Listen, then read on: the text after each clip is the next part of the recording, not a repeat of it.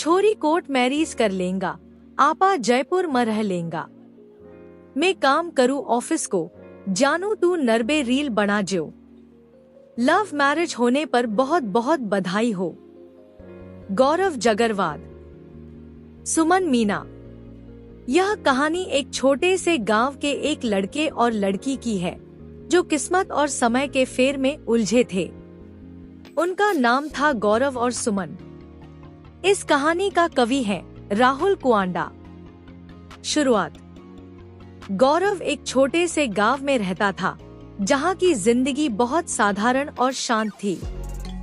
वह एक मेहनती लड़का था जो अपने परिवार की मदद करता था। सुमन भी उसी गांव में रहती थी, लेकिन उनका परिवार थोड़ा बड़ा था। सुमन की मां एक शिक्षिका थी और उसके पिता गांव के डॉक्टर थे। सुमन बचपन से ही एक होशियार लड़की थी जो किताबों में खोई रहती थी, लेकिन साथ ही उसकी आंखों में एक अलग ही दुनिया की झलक थी।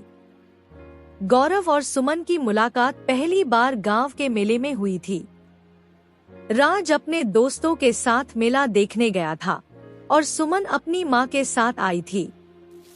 गौरव की नजर सुमन पर पड़ी और पहली बार उसे किसी लड़की के बारे में ऐसा महसूस हुआ जो उसके दिल को अजीब सा सुकून देती थी।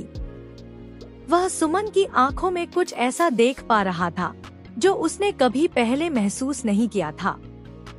सुमन ने भी गौरव को देखा, लेकिन वह उसके चेहरे पर कोई विशेष ध्यान नहीं देती थी। वह तो बस अपने माँ के साथ घूमने में व्यस्त थी, लेकिन गौरव के मन में उसकी छवि धीरे धीरे घर करने लगी। मिलन और दोस्ती। अगले कुछ हफ्तों तक गौरव ने सुमन से कई बार मेला और गांव के रास्तों पर मुलाकात की। धीरे धीरे वे एक दूसरे से बात करने लगे। राज ने उसे अपनी पसंदीदा किताबों के बारे में बताया और सुमन ने उसे अपनी कविताएं सुनाई। वे दोनों एक दूसरे से बातें करते हुए महसूस करने लगे कि उनकी जिंदगी में कुछ खास है। गौरव और सुमन का रिश्ता धीरे धीरे दोस्ती में बदलने लगा। वे एक दूसरे से अपनी परेशानियों, खुशियाँ और भविष्य की उम्मीदों के बारे में बात करने लगे। गौरव को यह समझ में आने लगा कि वह सुमन के बिना कुछ भी अधूरा महसूस करता था और सुमन भी गौरव के साथ समय बिताकर कुछ अलग ही शांति और सुख महसूस करती थी।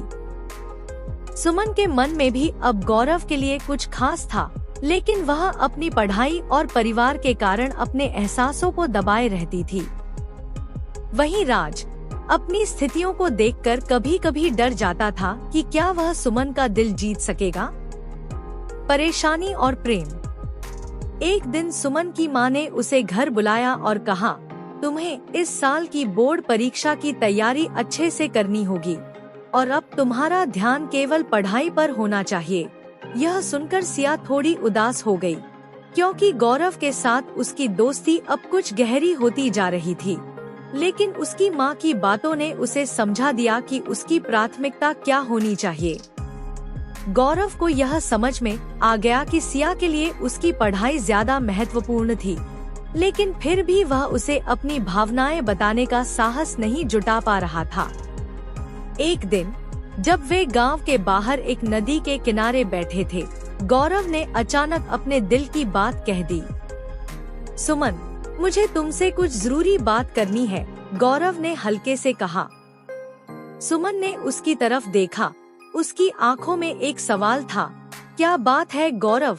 गौरव ने गहरी सांस ली और कहा, मैं तुमसे बहुत प्यार करता हूँ और मैं चाहता हूँ कि तुम भी मुझे अपना साथी मानो। सुमन चुप रही। उसकी आंखों में असमंजस था।